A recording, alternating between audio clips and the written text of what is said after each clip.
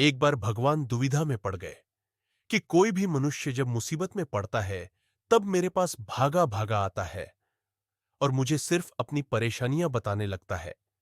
मेरे पास आकर कभी भी अपने सुख या अपनी संतुष्टि की बात नहीं करता, मेरे से कुछ न कुछ मांगने लगता है।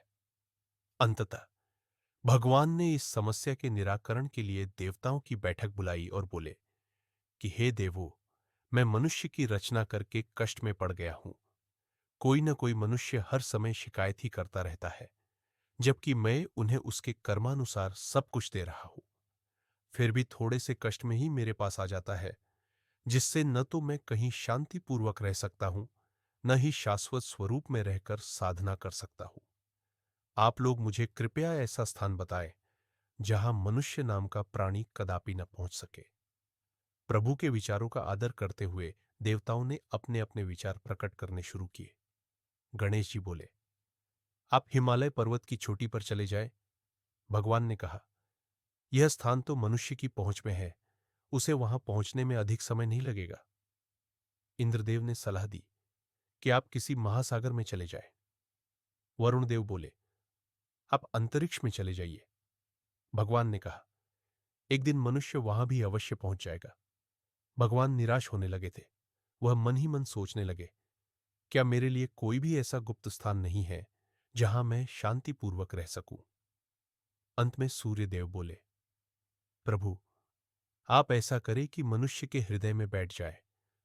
मनुष्य अनेक स्थान पर आपको ढूंढने में सदा उलझा रहेगा, क्योंकि मनुष्य बाहर की प्रकृति की तरफ को देखता है, दूसरों की तरफ को देखता है, खुद के हृदय के अंदर कभी झांक कर नहीं देखता। इसलिए वह यहां आपको कदापि तलाश नहीं करेगा। करोड़ों में कोई एक जो आपको अपने हृदय में तलाश करेगा, वह आपसे शिकायत करने लायक नहीं रहेगा, क्योंकि उसकी बाहरी इच्छा शक्ति खत्म हो चुकी होगी। ईश्वर को सूर्यदेव की बात पसंद आ गई। उन्होंने ऐसा ही किया और भगवान हमेशा के लिए मनुष्य के हृदय में जाकर बैठ गए। उस दिन से मनुष्य अपना दुख व्यक्त करने के लिए ईश्वर को मंदिर, पर्वत, पहाड़, कंदरा, गुफा, ऊपर, नीचे, आकाश, पाताल में ढूंढ रहा है, पर वह मिल नहीं रही है।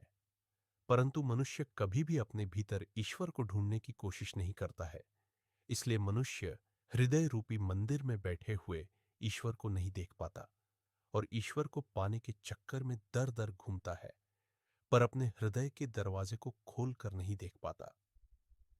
कहानी से सीखा, हृदय रूपी मंदिर में बैठे हुए ईश्वर को देखने के लिए मन रूपी द्वार का बंद होना अति आवश्यक है, क्योंकि मन रूपी द्वार संसार की तरफ खुला हुआ है और हृदय रूपी मंदिर की ओर बंद है।